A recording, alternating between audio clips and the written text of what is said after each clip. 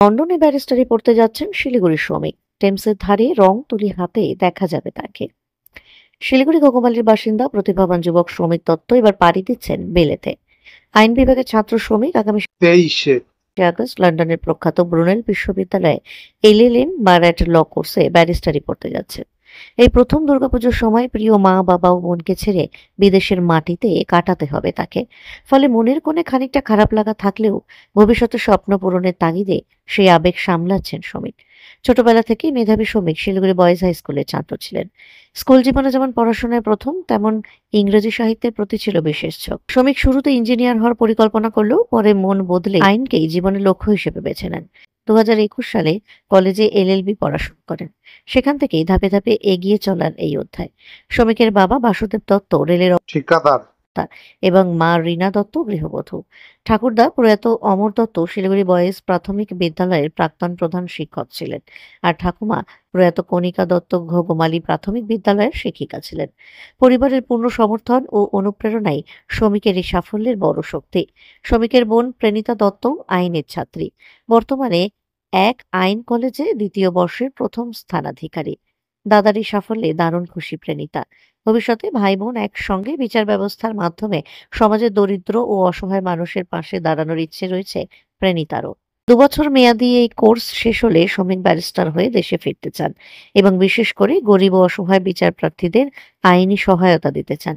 শ্রমিকের কথায় কেবল আইনজীবী হিসেবে নয়, মানবিক দায়িত্ব নিয়েই কাজ করতে চাই। অবসর সময়ে শ্রমিক ছবি আঁকতে ভালোবাসেন। লন্ডনে পড়াশোনার ফাঁকে সময় পেলে টেমস নদীর ধারে দাঁড়িয়ে ক্যানভাসে তুলতে চান রঙের ছোঁয়া। বাংলা মাধ্যমে পড়াশোনা করেও যে আন্তর্জাতিক মানের সাফল্য ধরা সম্ভব, শ্রমিকই তার উজ্জ্বল উদাহরণ। শ্রমিকের এই যাত্রা কেবল তার পরিবারের নয়, শিলিগুড়ি তথা বাংলার গর্ব।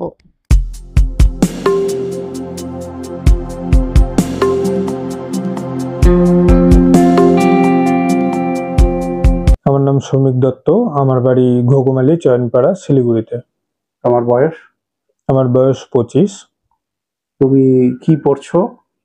আমি এলএলবি কমপ্লিট করেছি এই নর্থ বেঙ্গল ইউনিভার্সিটির আন্ডারে ইন্ডিয়ান ইনস্টিটিউট অফ লিগ্যাল স্টাডিজের থেকে। আর পরবর্তীতে আমি ইউকেতে লন্ডনে ওই ইউনিভার্সিটি অফ লর ব্লুমসবারি ক্যাম্পাসে ব্যারিস্টারি পড়ার জন্য যাচ্ছি। কবে যাচ্ছ? আমার ফ্লাইট এখান থেকে আছে 23শে অগস্ট, ওখানে 24শে ল্যান্ড করছি গ্যাটউইকে। ক বছরের এটা পড়াশোনা করতে হবে ওখানে? 2 বছরের কোর্স।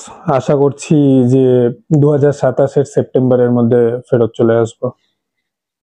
এটা যে ওখানে সুযোগ পেলে সেটার কি কি প্রসেস, কি কি পদ্ধতি অবলম্বন করতে হয়েছে তার জন্য? মানে পৃথিবীতে ব্যারিস্টার এখন কাউন্ট আছে বোধহয় 14,000-এর আশেপাশে। তো আগে তো মানে যেহেতু এই রুটটাই খুব বেশি কমন না আমাদের এখানের জন্য, তো আমাকে অনেক রিসার্চ করতে হয়েছে ওদের ইউনিভার্সিটির বিষয়ে। তারপরে মানে কিভাবে এক্স্যাক্টলি অ্যাপ্লাই করব সেইটা খুঁজতে গিয়ে আমি দেখতে পেরেছি যে ডিরেক্ট ইউনিভার্সিটিতে অ্যাপ্লাই করার কোনো অপশন নেই। ওদের একটা সেন্ট্রাল পোর্টাল হয় ওই ইউকেতে, সেখানের থ্রু আমাকে অ্যাপ্লাই করতে হয়েছে। তো আমার যতদূর মনে আছে 24-এর নভেম্বর মাস থেকে সব শুরু হয়েছিল, মানে প্রায় 1 বছর তো হতেই চললো। মানে আমার অ্যাপ্লিকেশন শুরু হয়েছিল 24-এর অক্টোবর কি নভেম্বর থেকে। তো সেই সব মানে অ্যাপ্লিকেশনের পর থেকে পরীক্ষা দিয়ে তারপরে মানে ফাইনালি ভিসা হাতে পেয়েছি। সব নিয়ে প্রায় 1 বছর হতে চললো আর কি। মানে খুব লম্বা দিতে হয়েছে ওখানে। কতগুলো দিতে হয়েছে পরীক্ষা? ওই এমসিকিউ বেসিসে কিছু পরীক্ষা হয়েছে, কিছু ইন্টারভিউ বেসিসে হয়েছে, সব মিলে 7-8টার মতো পরীক্ষা হয়েছে। সব অনলাইনে? হ্যাঁ, সব অনলাইনে। তোমার যে এখানে যে সুযোগটা পেলে কিসের কি কি ভিত্তিতে তোমার পরীক্ষা হয়েছে সেগুলো তুমি নিশ্চয়ই পাশ করেছো?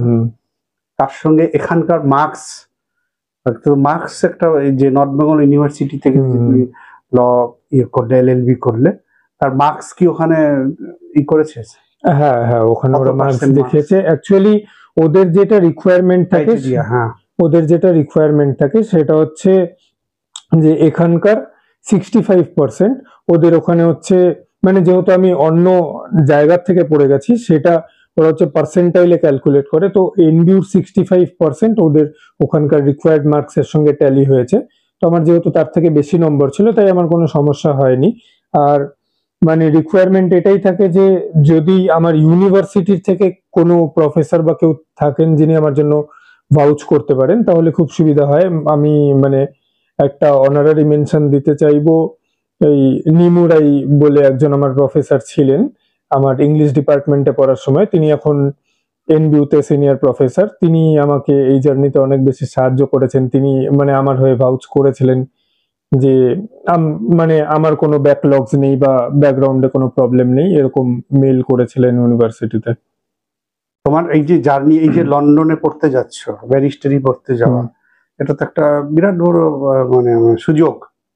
তোমার কি এক্সপ্রেশন, কি অনুভূতি, কি কেমন লাগছে? কবে জানতে পারলে যে তুমি সুযোগ পেয়েছো? মানে প্রত্যেকটা প্রসেসই একটা অ্যাচিভমেন্ট ছিল। সে আমাকে ওই মানে আমার ইংলিশ ল্যাঙ্গুয়েজ কম্প্যাটেবিলিটি আছে কিনা সেটার জন্য আমাকে আইএলটিএস দিতে হয়েছে, সেটা ক্লিয়ার করাও একটা অ্যাচিভমেন্ট ছিল। ইনফ্যাক্ট ওই ইউনিভার্সিটি থেকে সবকটা ইন্টারভিউ ক্লিয়ার হয়ে যখন আমার মানে ইউনিভার্সিটি আমাকে অফার পাঠালো, সেটাও একটা অ্যাচিভমেন্ট ছিল। ফাইনালি ভিসার জন্য অ্যাপ্লাই করছি, মানে রিসেন্ট সিনারিওতে ইউএসএ তে যেরকম দেখা যাচ্ছে যে ভিসা রিজেকশনস হচ্ছে, তো তার সঙ্গে ইউকে এই বিষয়ে কতটা স্ট্রিক্ট হয়। কারণ এখন মানে কনকারেন্ট যা সিনারিও চলছে, অনেকজনই চেষ্টা করছে যে ওয়েস্টার্ন কান্ট্রিতে গিয়ে সেটেল হওয়া, তো ভিসার রেটসও অনেক কমে গেছে। সেখানে ভিসা পাওয়া যায় কিনা সেটাও একটা চ্যালেঞ্জ ছিল। ফাইনালি যখন ভিসা চলে এসছে, মানে সবগুলোই ছোট ছোট সাকসেস মিলে পাইল আপ হয়ে একটা বড় সাকসেস হয়েছে আর কি। কবে তুমি জানতে পারলে ফাইনালি যে সুযোগটা পেয়েছো? আই মিন ওরা আমাকে অফার পাঠিয়েছিল তো এপ্রিলের আশেপাশে, তবে এই বছর, হ্যাঁ এবছর এপ্রিলের আই থিঙ্ক ফার্স্ট উইকের আশেপাশে। আর মানে আমি তখনও কারোর সঙ্গে ডিসকাস করিনি, কারণ আমি জানতাম যে ভিসাতেও যদি কেউ রিজেক্টেড হয় তখনও তো তার অপরচুনিটি নাই থাকতে পারে। তো আমার ভিসা এসছে এই মাসের মানে হচ্ছে সরি আগের মাসে, ওই জুন মাসে 26 ভিসা এসছে আমার। তো এই তোমার এই যে জার্নিটা শিলিগুড়িতে কোন মাধ্যমে শুরু হয়েছিল? বাংলা মাধ্যম না ইংরেজি মাধ্যম? আমি ছোট থেকেই বাংলা মাধ্যমে পড়েছি। মানে প্রাইমারি এডুকেশন হচ্ছে শিলিগুড়ি পাঠভবন থেকে, তারপরে শিলিগুড়ি বয়েজ হাই স্কুল থেকে পড়েছি। ইংরেজি মাধ্যম ছিল না? না। আর তারপর কলেজে গিয়ে আমি ইংলিশ অনার্স পড়েছি, তারপরে আমি ওই এলএলবি করেছি 3 ইয়ার্স কোর্স যেটা হয়। তোমার যে স্বপ্ন, মাধ্যমিক উচ্চ মাধ্যমিক পাশ করার পর যে একটা স্বপ্ন, ড্রিম থাকে ছেলে মেয়েদের, তোমার কি স্বপ্ন ছিল? মানে সেই স্বপ্ন পূরণ হতে যাচ্ছে এটা, নাকি অন্য কিছু স্বপ্ন ছিল? না, আই মিন অ্যাডভোকেসিটা একটা খুব বেশি থ্রিলিং ক্যারিয়ার, তো মানে একটু মানে বাকি সবের থেকে আলাদা, একটু অ্যাডভেঞ্চারাস। তো আমার আমার মানে আমার মনে হয় আমি স্যাটিসফাইড। আর তাছাড়া মানে আমার মনে হয় না আমি এর জায়গায় কোনো 9 to 5 করতেও পারতাম, কারণ তাহলে আমার এর পাশাপাশি যেই হবিজ আছে আমি সেগুলোকে পারসিউ করতে পারতাম না। তোমার তো হবিজ বলতে আমরা আগেও হ্যাঁ, ওই আঁকা, ছবি আঁকা, আর আঁকা আছে, মানে আঁকাই। আর টুকটাক মানে ফিট থাকার জন্য ফুটবল খেলা হয়, তবে সে তো মানে নায়ের বরাবর আর কি। এখন লন্ডনে যে যাবে, সেখানে গিয়ে এই হবিজ গুলো, হ্যাঁ মানে হয়তো ইনিশিয়ালি একটু সেটেল ডাউন হতে সময় লাগবে, বাট যখন আমি সময় পাবো, কারণ আমি যখন ইউনিভার্সিটির ব্যাপারে মানে আমরা তো সবাই জানি যে ইন্ডিয়ার থেকে ওখানে গুগল ম্যাপস অ্যাক্সেস অনেক বেশি দেয়। তো ইউনিভার্সিটি যখন আমি রিসার্চ করেছিলাম যে এই রাস্তাটায় 14 স্টোর স্ট্রিটে ইউনিভার্সিটি মানে ঠিক মুখোমুখি একটা দোকান হচ্ছে ওই আর্ট সাপ্লাইজ এর দোকান। তো আমি ওটা দেখে খুব এক্সাইটেড হয়ে গেছিলাম, মানে যেসব জিনিস অ্যামাজন থেকে কিনতে হয় আর কি, গ্লোবাল লেভেলের সাপ্লাইজ, ওগুলো একদম পায়ে হাঁটা ডিস্টেন্সে যদি পাওয়া যায়। তো তুই 2 বছর এই ব্যারিস্টারি কোর্স কমপ্লিট করে পাশ করার পর, বেরোনোর পর ওখান থেকে তুমি কি করবে? মানে ওখানেই সেটেল হয়ে যাবে, না এখানে আর ফিরে আসবে নিজের দেশে? না, আমি করতে যায় গিয়ে আর ফিরে আসে না, মানে ওখানেই সেটেল হয়ে যায়। মানে ওখানে থেকে যাওয়ার তো কোনো কারণ নেই। প্রথম কথা, একটা মানে কালচারেরও ব্যাপার আছে, কারণ আমি ছোট থেকে এখানে যেহেতু বড় হয়েছি, ওইখানে কালচারালি অ্যাডজাস্ট করাও আমার জন্য অনেক বেশি ডিফিকাল্ট হবে।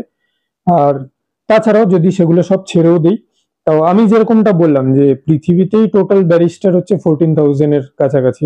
তার মানে এটা খুব ইজিলি ডিডাক্টেবল যে ইন্ডিয়াতে ব্যারিস্টারের সংখ্যা খুবই কম। তো আমি যদি এই ডিগ্রিটা নিয়ে ইন্ডিয়াতে ফেরত আসি, তাহলে আমার মতে অপরচুনিটিস অনেক বেশি আমার কাছে। কি তাই করতে আমি চাইছো? মানে আমার মতে আমি মানে সবাই তো মানে আমি অলরেডি এলএলবি তে যথেষ্ট ভালো পারফর্ম করেছি। কত কি করেছো? মানে আইএলএস এ আমি বরাবরই প্রথম 3 এর মধ্যে থেকেছি এবং আমার পার্সেন্টেজ 75% প্লাস আছে। আর তাছাড়াও আমার ইচ্ছেই ছিল বরাবর ক্রিমিনাল প্র্যাকটিস করার, আর মানে স্পেশালি ক্রিমিনাল ল, মানে ক্রিমিনাল লয়ের পেপারগুলো আমার স্ট্রং সুটও ছিল, আর ওগুলোতে আমার ইন্টারেস্টও খুব বেশি ছিল। তো এইদিকে আমি যথেষ্ট কমপ্লিট ফিল করি। আর তাছাড়া আমার মনে হয় যে যদি ব্যারিস্টারের টাইটেলটা আমার কাছে থাকে, তাহলে ওটা জাস্ট একটা অ্যাডিশনাল ক্রাউন হবে। তো এক্ষেত্রে যেটা আমার বরাবরই ইচ্ছে ছিল যে মানে একটা কনভেনশনাল প্র্যাকটিসের পাশাপাশি কিছু প্রো বোনো করার, আমার মনে হয় তাতে অনেক বেশি সুবিধা হবে। আমাকে আগেও অনেকবার জিজ্ঞেস করা হয়েছে যে আমি এই ফার্মসের কথা কেন ভাবছি না, কেন মানে সবাই জানে যে ফার্মসে একটা বেশি সিকিউর ক্যারিয়ার হয়, যেখানে মানে যেহেতু একটা বাঁধা ধরা স্যালারি সিস্টেম থাকে। আর ফার্মসেরও এরকম কিছু মানে মডেল থাকে যেখানে ওরা হচ্ছে বছরে একটা নির্দিষ্ট সংখ্যক প্রবণ করে, বা অ্যাটলিস্ট সেটা বলা হয় যে ওরকম একটা টার্গেট আমরা ফুলফিল করব, যে এতজন লোককে আমরা বিনা পয়সায় হচ্ছে জাস্টিস পেতে সাহায্য করব বা রিপ্রেজেন্ট করব বা যাই হোক। তবে আমি বরাবরই সোলো প্র্যাকটিস চুজ করেছি, কারণ আমার মনে হয় ওখানে থ্রিলটা অনেক বেশি। এবার একটা ফার্মে সবার সঙ্গে মিলেমিশে যদি প্রবণ করতে যাই, ওখানে আমার মনে হয় একের থেকে বেশি জনের ইন্টারেস্ট মাঝখানে চলে আসে, মানে সেখানে ফ্রিলি কাজ করা পসিবল হয় না। তার থেকে মানে আমার যদি জেনুইনলি কাউকে মনে হয় যে এর আমার সাহায্যের প্রয়োজন, তাহলে সেটা আমি নিজের বিবেচনায় মানে হচ্ছে ডিসাইড করব যে তার আমার সাহায্যের প্রয়োজন আছে কিনা, সেই হিসাবে আমি তার সাহায্য করব। এখানেই প্র্যাকটিস করবে উত্তরবঙ্গে? এখানে তো সার্কিট বেঞ্চ হয়ে গেছে, নাকি কলকাতা হাইকোর্টে করবে, নাকি সুপ্রিম কোর্টে যাওয়ার ইচ্ছা আছে? মানে আমাদের এআইবি দিয়ে তো সারা ভারতের যে কোনো কোর্টেই প্র্যাকটিস করা যায়। এবার অবভিয়াসলি নিজের রুটস কেও বিট্রে করব না, কারণ যেহেতু এই শহরেই 25 বছর কাটালাম, তাহলে এর প্রতি একটু রেসপন্সিবিলিটিস আছে, সেগুলো ফুলফিল করব। বাট পুরোপুরি নিজেকে এখানেও লিমিট করব না, মানে সব রকম অপশনই আমি ট্রাই করে দেখব। যে হ্যাবিট, যেটা অবসর সময় ওখানে বসে কি লন্ডন ব্রিজের, টেমস নদীর ছবি টবি আঁকবে কিছু? দেখার তো অনেক জায়গা আছে, মানে আমার মানে ভাগ্যক্রমে আমার ইউনিভার্সিটির ওই ক্যাম্পাস যেখানে পড়েছে সেটা একদম সেন্ট্রাল লন্ডনে, মানে সেখান থেকে মানে বাঁ হাতে পড়েছে হচ্ছে ব্রিটিশ মিউজিয়াম, একদম পাশাপাশি গুগল ম্যাপসে দুটো, মানে একটা রাস্তার দুপাশে দুটো বিল্ডিং আর কি। দেখার অনেক কিছু আছে, তো দেখা যাক আর কি। মানে এখন তো আমি এক্সাইটেড যাওয়ার জন্য, আগে পৌঁছাই তারপরে আস্তে আস্তে ফিগার আউট করতে হবে। কবে যাচ্ছ?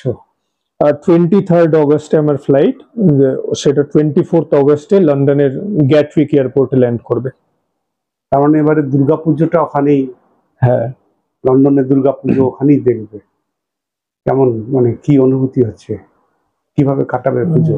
দুর্গাপুজো তো কখনোই বাড়ির বাইরে কাটাইনি, মানে সেটা নিয়ে মন খারাপ আছে। তবে আমার মতে মানে অপরচুনিটিজ এর জন্য 2 বছর স্যাক্রিফাইস করা যায়। ওখানেও তো দুর্গাপুজো হয়? হ্যাঁ হয়, মানে সেটা তো দেখেছি, ফেসবুকে দেখেছি, ইউটিউবে দেখেছি। তবে বাড়ির মানে বাড়ির ফিলিং একটা বাড়ির ফিলিংই হয়। সব মিললে তোমাকে এই জার্নিতে মানে কাদেরকে ক্রেডিট দেবে, কারা তোমাকে ইন্সপায়ার করেছে? অবভিয়াসলি মা বাবাকে তো ক্রেডিট দেবই।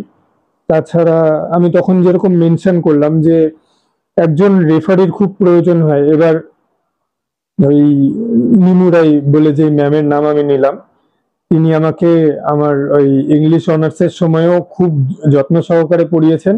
আর আমার আর মেজরিটি ক্রেডিট নিজেকেই দেবো, কারণ সবকিছু নিজেই তো করেছি।